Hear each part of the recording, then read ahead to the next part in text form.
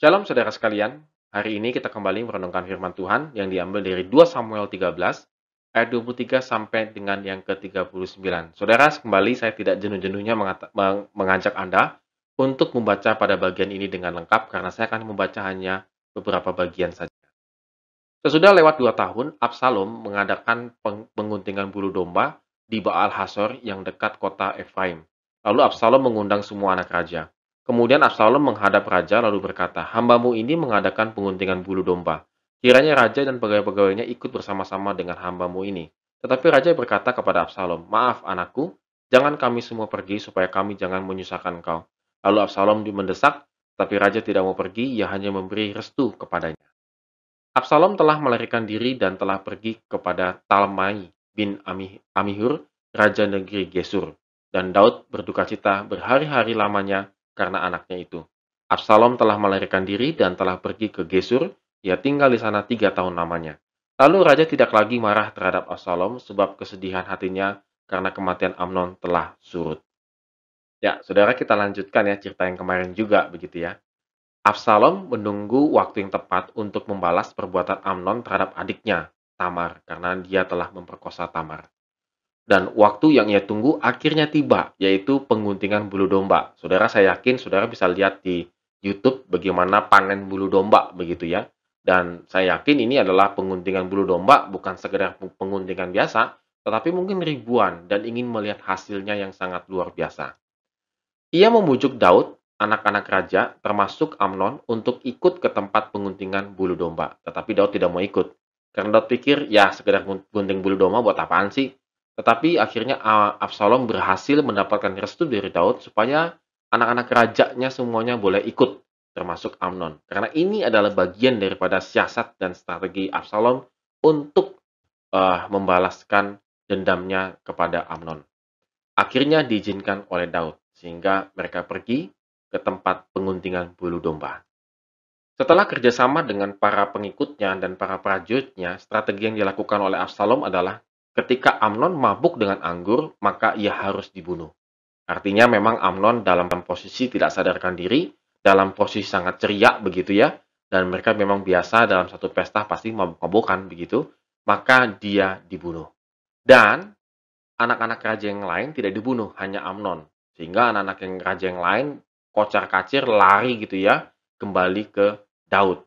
Karena mereka tidak dibunuh, maka mereka tetap selamat. Namun anehnya, berita yang Daud dengar bahwa semua anak raja mati, walaupun memang masih setengah dalam perjalanan mereka. Dan Daud sudah menduga semuanya itu mati. Berbeda dengan keyakinan Yonadab, begitu. Yonadab yakin betul yang dibunuh itu hanya Amnon, padahal ia tidak ada di situ. Bahkan Yonadab itu meyakini Daud, tidak semuanya kok raja, itu hanya Amnon. Percayalah, kira-kira demikian begitu ya.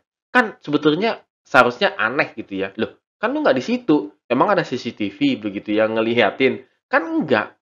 Ada apa begitu ya? Artinya jangan-jangan Yonadab tahu rencana itu atau dia yang merancangnya seperti dulu ketika dia memberikan nasihat kepada Amnon. Nah, saudara, kita bisa melihat di sini, wah ini luar biasa nih seorang yang bernama Yonadab bisa mengacaukan keluarganya Daud begitu ya. Kemungkinan besar dia tahu dan kemungkinan besar dia tahu bagaimana cara mengeksekusi Amnon. Sehingga dia meyakini bahwa yang dibunuh itu adalah Amnon. Akibat perbuatan Absalom, ia melarikan diri dan akhirnya dia 3 tahun di pengasingan. Dan kembali lagi, saudara, kita bisa melihat betapa lemahnya seorang yang bernama Daud. Ia tidak menghukum Absalom. Apakah Absalom dibiarkan lari di pengungsian itu merupakan sebuah penghukuman? Mungkin iya, bisa tidak, begitu ya. Tapi kan sebab dia hanya lari saja. Dan Daud tahu di mana tempat persembunyiannya, bukan di satu tempat yang Daud tidak tahu. Bisa dong dia menangkap dan menghukum Absalom atas perbuatannya. Tetapi kembali lagi, malah Daud menerima Absalom setelah 3 tahun dalam masa pelariannya. Ya, apakah tidak boleh memaafkan? Tentu saja boleh. Tetapi tidak ada efek jera dalam hukuman Daud. Artinya, ketika Daud membiarkan dosa itu terjadi, tidak ada efek jera yang dialami oleh Absalom. Artinya, saudara sekalian, kalau kita boleh renungkan adalah jangan pernah memelihara kebencian seperti Absalom.